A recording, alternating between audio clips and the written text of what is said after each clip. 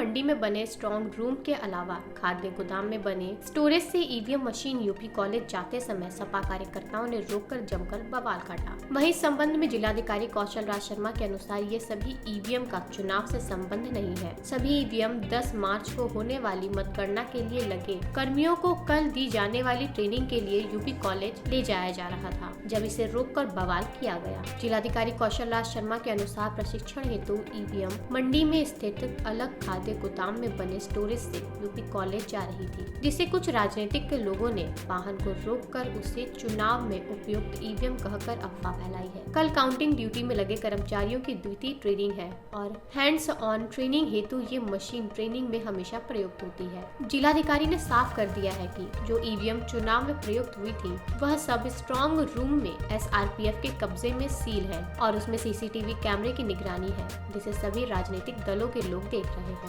जो 20 केवल कुल संख्या में 20 थी एक छोटी पिकअप गाड़ी पे, वो कुछ लोगों के द्वारा रोकी गई और ये कंफ्यूजन हुआ उन लोगों में कि ये फोल्ड ईवीएम तो नहीं है। बाद में वो धीरे धीरे इतने लोग यहाँ इकट्ठे हो गए, यहाँ सारे मजिस्ट्रेट आए, सारे अधिकारीगण आए, उन्होंने समझाया, परंतु भीड़ होने की वजह से अब सारे प्रत्याशियों को और पॉलिटिकल पार्टी के जो अध्यक्ष हैं उनको बुलाया गया है कि स्पष्ट कर लें जो ईवीएम ले जाई जा रही थी वो ट्रेनिंग की थी। मेरे पीछे ये कंट्रोल रूम है, पूरा का पूरा जो स्ट्रॉन्ग रूम है, ट्रेडिंग है, इसकी बैरिकेडिंग को ब्रीच करने का मतलब नहीं होता है। जो बाकी ईवीएम्स हैं उनके स्ट्रॉन्ग रूम, उनके गोडाउन अलग हैं। ये ईवीएम और वो ईवीएम आपस में बिल्कुल भी कनेक्टेड नहीं है। ये सारी चीज़ स्पष्ट की जा रही हैं। यहाँ पे कुछ लोगों का आरोप है कि कुछ अधिकारियों ने सख्ती की, तो उसकी भी हम जांच करवा लेते हैं कि कोई सख्ती की बात हुई भी नहीं हुई। हालांकि यहाँ पे सारे लोग इकट्ठे हैं और बातचीत है। अब सारे प्रत्याशियों को बुलाया गया है और सारी जो मशीनें इलेक्शन के दिन गई थी, जिनमें पोलिंग हुई है, उस सब की लिस्ट उनको जो मेल से भेजी गई, आज दोबारा हार्ड कॉपी दी जा रही है। जो ये 20 मशीनें हैं ये अभी अलग ही हैं उस गाड़ी पे, उनके सारे नंबर उनके साथ मैच करवा के दिखा दिए जा रहे हैं कि ये मशीन उन लिस्ट में नहीं है जो पोल पे गई थी। ये प्रशिक्षण की मशीनें अलग होती हैं, प्रशिक्षण के नंबर हैं, जिनके प्रशिक्षण पहले काउंटिंग के पोलिंग के दौरान हुए थे वही काउंटिंग के दौरान हो रहे हैं। कल के जो काउंटिंग है उसके बारे में अब हमने ये भी निर्णय ले लिया है कि कल की जो काउंटिंग है बिना ईवीएम के ही कर्मचारी की करा दी जाएगी।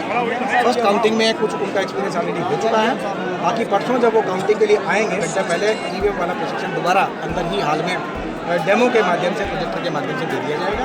ये भी निर्णय ले लिया गया है। इन लोगों का आरोप है सर कि गाइडलाइन का वायलेशन किया गया, इस तरह का कुछ गाइडलाइन का जो पालन होता है वो गोल्ड ईवीएम के लिए होता है। गोल्ड ईवीएम के लिए गाइडलाइन के पालन कल सारे कराए गए थे। ईवीएम की शिकायत मिलने के बाद मौके पर सैकड़ों की संख्या में सपा कार्यकर्ताओं ने जमकर हंगामा किया। इतना ही नहीं, ईवीएम मिलने की सूचना मिलने के बाद सपा प्रत्याशी किशन दीक्षित धरने पर बैठ गए और हार के डर से ईवीएम हैक करने का आरोप लगा रहे हैं।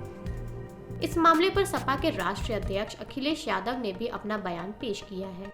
हालांकि ये सूचना मिल रही थी कि लखनऊ से जो मुख्यमंत्री उनके सबसे बड़े अधिकारी हैं और प्रमुख सचिव का जगह जगह फोन जा रहा है कि जहां भारतीय जनता पार्टी हारे वहां पर काउंटिंग स्लो करिए।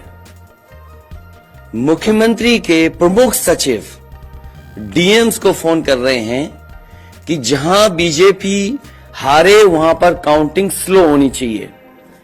और यही नहीं, अगर हम पिछला चुनाव देखें तो जो भारतीय जनता पार्टी की हार हुई है 47 सीटें ऐसी हैं जो 5000 के अंदर कम वोट में हुई हैं। 47 सीटें ऐसी हैं पिछले चुनाव की जहां पर 5000 वोट के कम फासले से भारतीय जनता पार्टी जीती है। और जो आज देखने को मिला है बनारस में कि जहां ईवीएम्स ले जाई जा रही थी, एक ट्रक पकड़ा गया, 2 ट्रक लेकर के भाग गए। अगर सरकार चोरी नहीं कर रही थी, ये वोट की चोरी जो नहीं कर रही थी, तो कम से कम बताए कि एक गाड़ी रोक ली, पकड़ी गई, लाइव है, अभी भी हम लाइव देख सकते हैं। 2 गाड़ियां क्यों भागी? अगर कोई चोरी नहीं थी, प्रशासन ने, सिक्योरिटी ने इतना इंतजाम क्यों नहीं किया? इतनी फोर्स है, अभी इलेक्शन की फोर्स गई नहीं है यूपी से, तो आखिरकार अधिकारी क्यों नहीं कर रहे थे? क्या वजह है कि बिना सिक्योरिटी, बिना इतने इंतजाम के ईवीएम्स जा रही हैं? और ईवीएम्स के बारे में ये मानना है कि किसी भी वेयर हाउस में रखी हो, या किसी भी स्ट्रांग रूम में रखी हो, तो बिना प्रत्याशी के जानकारी के आप मूव नहीं कर सकते हैं। अगर आपको ईवीएम्स को मूव करना है तो कम से कम जो प्रत्याशी चुनाव लड़ रहे हैं उनकी जानकारी में होना चाहिए। पेश है न्यूज बकेट हिंदी मासिक पत्रिका। पढ़ें इस महीने की पूरी खबर विस्तार से हमारे न्यूज बकेट की मैगजीन में। हमारी ई मैगजीन को मुफ्त में पढ़ने के लिए अभी लॉगिन करें www.newsbucket.in पर। इसके अलावा रोज की ताज़ा खबरों के लिए हमारे YouTube चैनल को तुरंत सब्सक्राइब करें।